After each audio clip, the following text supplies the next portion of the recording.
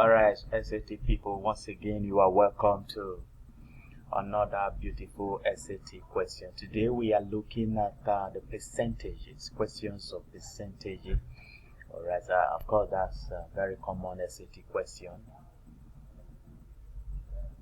A very common SAT question that you can be asked to solve. Remember our objective?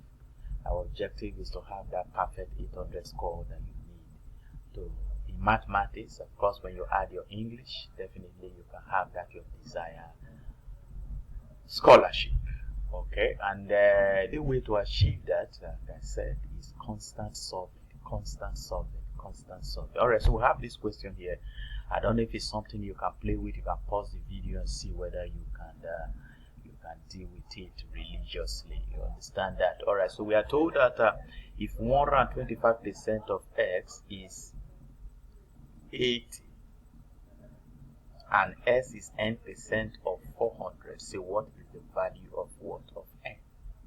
Percentage. Alright, from our previous video I told you what percent is percent.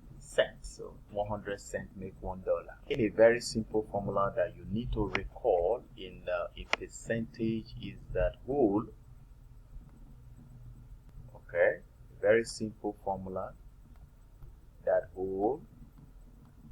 Alright, so whole times percentage is equals to parts. I like this formula because yes, it's equals to parts. Alright, so the whole is the full number, that is the number you are looking for. Each percentage give you what? The part.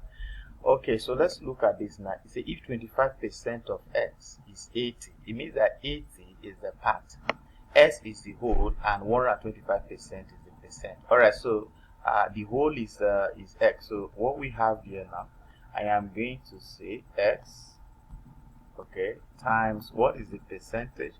The percentage is 125, so divided by what? By 100, because that's percentage, correct? So that's percentage is equals to what? Part. And what's the part? The part is 80. So that's what we have there. So the part is 80. Okay, now we can, so what's my x? From here you can solve for your s. You say that your s is equals to, that would be 8,000. You know, so that would be 8,000. You understand? All over what? 125. 125. 125. And of course this should give us 64. So this should give us what? 64. So it means that s is 64. Alright, and again we are told that s is the n% of what? Of 400. S is n% of 400. Using the same formula, you will see that n%, that's the percent of 400, and 400 is not the whole. So what you have here, the whole in the second part of the question is what? Is 400. So 400. With that, so 400 times what? N%. Alright, so 400 times what? N%. Now what's the, so that means n over 100 is equals to x. And remember what our x is? Our s is what? Is 64. So that's equals to what? 64.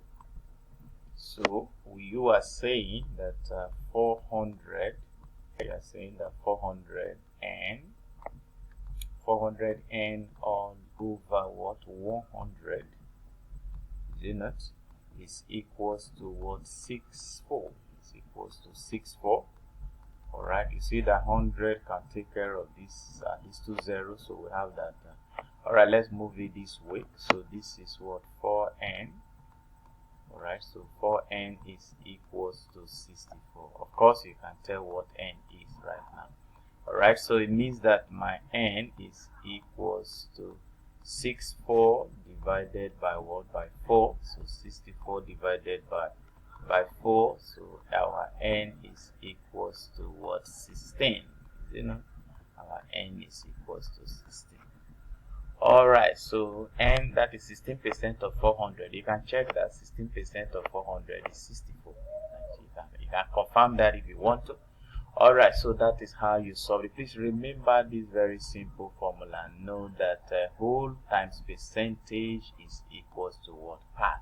You can use that to solve that. Alright, so if there's any out of this solution that is not clear to you, please leave it at the comment section, and I can tell you, if you have not subscribed to this channel, you are really doing yourself a great harm, because right here our objective is to solve as many SAT questions as possible. You don't step into an external exam hall without getting fully prepared.